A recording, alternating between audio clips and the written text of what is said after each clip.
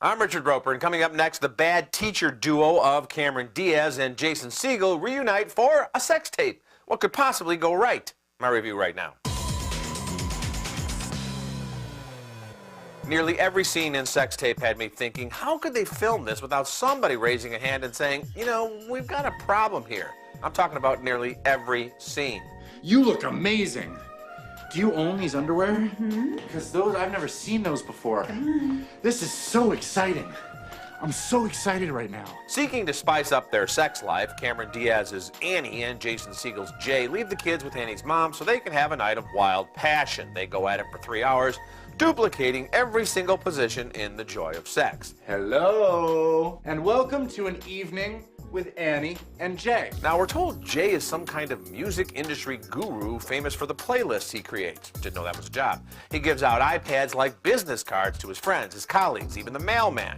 As Jay explains, the real gift isn't the iPad, it's the playlist. Right, because that's how you share music, you give away $500 tablets. When Jay and Annie realize that everyone who has one of Jay's old iPads now has the 3-hour sex movie thanks to the cloud, and that's not how the cloud works, they go on a wild goose hunt to retrieve all the iPads. We have to get that back right now. I was using that. You know, it's really difficult to root for a couple when they behave like two of the dumbest, most irresponsible people on the planet. So instead of erasing the video, like you said that you would, You accidentally sent it to all our friends and family? I'm the mailman. It's remarkable how awful this movie turned out, given that Cameron Diaz has been a comedy gamer ever since There's Something About Mary.